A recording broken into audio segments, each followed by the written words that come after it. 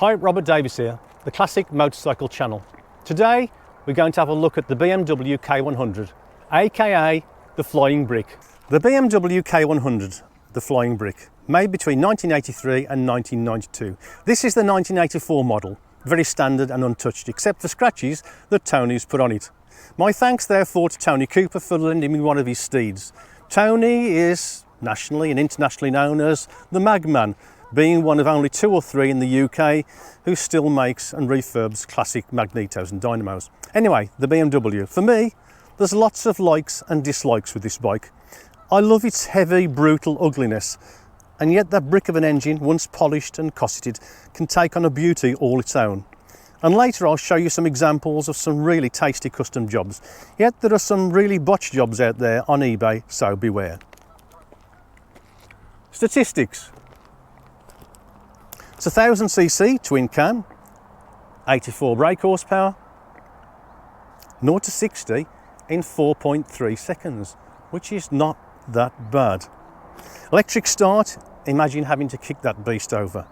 5 gears and a cable clutch. Shaft drive, of course. Front 2 discs at 285mm and 2 piston calipers. They're okay, but they're not fantastic. Rear, single 285mm again, and it helps the stopping process somewhat. Now the seat height is almost 32 inches, so if you're short of stature and your inside leg is less than 32, it's not an easy bike to manoeuvre around. The weight of the whole thing is 548 pounds. It's quite a heavy bike, so if you get on in years, it's not a bike to take on. As far as design's concerned, the Germans needed to build a machine that the Japanese would not. And in the quest for such individuality, many engine configurations were either tried or at least considered. Fuel tank on the K100 is a Bosch built electronic unit. It's fitted inside the 5.8 gallon aluminium tank. Electronic ignition is tied into the injection system's computer, so it works as a performance unit and a rev limiter. Now the seat is padded with softer, thicker foam, and the foot pegs are moved back a bit compared to the boxes, giving a more sporty riding position. At the front we have an adjustable airfoil which accelerates the airflow over the rider and smooths and directs the airflow and reduces the turbulence. Now BMW say about their engine, it's an easy one to work on. Well, we'll see about that. The Bavarian murder weapon. This is a 1984 K100, and I'm grateful to Tony Cooper for lending it to me for the weekend.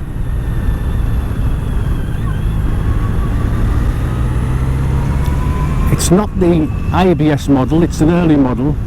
The ABS models are much later, but the ABS, if you're buying a second-hand bike, the ABS, if you have to have that repaired, it can cost more than the bike's worth. Now there's things that I absolutely love about the BMW, and there's things that I'm not so keen on.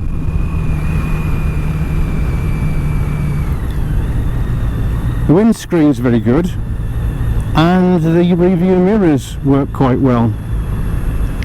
The only thing that disturbs me is the indicators. The indicators are underneath the handlebar, so you can't actually see them. They're right out of sight. They're not like the Japanese ones, which are straight in front of your thumb and easy to use. Here, you put your indicators on, and then the cancelling button is by your right thumb. There. So, it's all a little bit much. Anyway, the engine sounds sweet, and I'm just going to go through Blackheath. The clutch is cable, nice and light, and the gears are probably about as nice a gearbox as you can ever find. There's no clunks, just a little click with the foot and you're away. The riding position is quite forward, and you're leaning onto the handlebars. It's a very much sports bike riding position. This bike is really made for touring, and that's what Tony uses it for.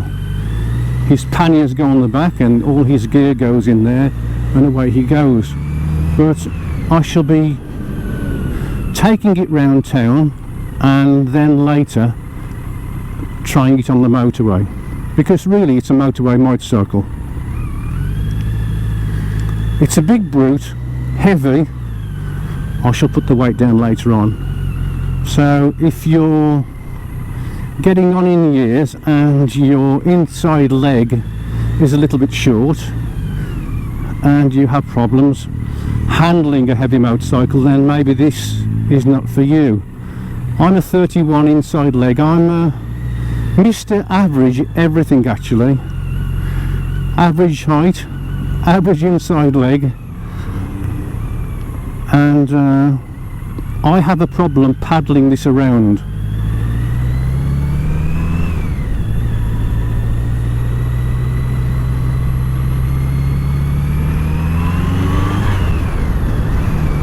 It revs nicely, it's very smooth, and the full fairing of the 1984 model keeps the wind off you. I'm quite looking forward to later on getting it onto the motorway and seeing what we can do there. But the engine is sweet once the choke is off.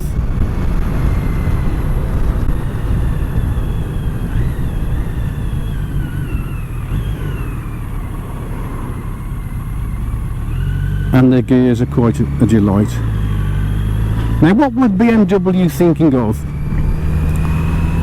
when they designed this in the late 1970s? The Japanese had brought out, of course, the 4-cylinder inline. By the late 70s they'd also had the CBX, so they were really ahead in motorcycle design.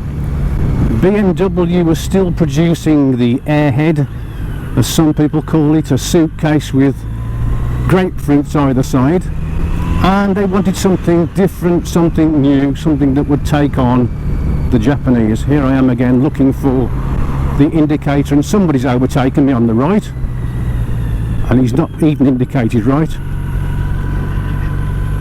Cancel button is the little orange thing there. So they were looking for an entirely new bike, a new engine, and legend has it that they took a Peugeot 104 engine, 4-cylinder, put it into a motorbike frame, and that was the prototype. So then they designed the K100. They didn't want to do exactly the same as the Japanese. The Germans always do something different. They arrive at the same finale. They end up with a really, really excellent motorbike, but through a different route. So it was a 4-cylinder, but instead of being in line, they laid it on its side, and the K100 was the result.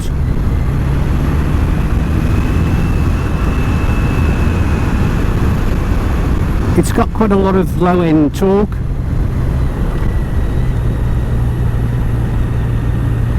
but for its CC, you wouldn't call it the fastest bike on the planet. As I was saying, there are things that I absolutely love about the K100, and the things that I'm not too keen on at all.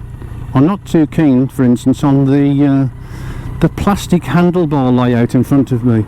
It looks a little bit cheap and nasty, and the handlebars are a bit of a strange angle. Pottering around town, it can make your wrists ache after a short time, but the clocks are easy to read. So let's take a few minutes then to see what can be done to the K100 as far as style and racing go. I'm looking at some stills here, by the way. Our first one is a customised R100 series by Alice Thomas. Compare the engine on this typical BMW Airhead to the later K100, and you can see the revolutionary move that the company made when they started the K series. Next we have a close-up of the same bike, of course, the horizontal twin. Back to Tony's bike. The two-tone blue colour scheme is unusual and rather snazzy with the red pinstripes. And of course the panniers need to be stuck on if you're going off touring. I've never been actually a great fan of painted wheels, but the Brembo front brakes on this 84 model are pretty good. But then you have to remember it's stopping an awful lot of weight too. Underneath the bike, a belly pan may well have kept this part of the engine a tad cleaner, but it's here just underneath, where you need to see if there's any leakage at the weep hole from the oil or the water pump. Our next picture is obviously a very hotted up version, courtesy of BSK Speedworks. A heavily modified K engine gets ready for the track. If you were wondering, the purple hoses are by Samco. Looking more like a car engine from this side, and this is where you can check all your spark plugs with comparative ease. Yes, it's 1980s styling, but sleek nonetheless. The K100 is certainly a lump to work on, and yes, it sure looks like it should go into a car chassis and not a bike frame. In this picture we can clearly see the chain drive to the double overhead cam fitted with K-Sprint race cams. And yes, that's me on the move, 40 mile an hour, bang on. Now we're looking at a K100 transformation into a cafe racer. Now this is cool with a capital C. Unlike some of the ones that people grab, take off the fairings, change a couple of odds and ends, put some handlebars on and call it a cafe racer. But this one has definitely been done properly. And next we have the race version. Tasty, eh? I rather fancy a go on that. Our next photograph is Mallory Park, 29. BSK Speedworks again, the team of Ben Kingham, Stacey Kilworth and Lee Hollick photography. No more ugly duckling here. A very nice custom build by BSK Speedworks. And a last picture of me. And I think before we finish we need to have a little look at it on the motorway and then maybe some concluding remarks. Now if you're thinking of buying a K100, at the moment a project is 1,000 and under.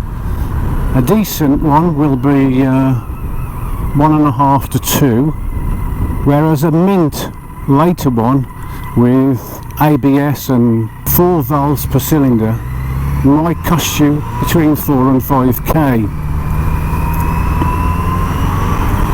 So what are you going to look for? Well, does the engine start easily?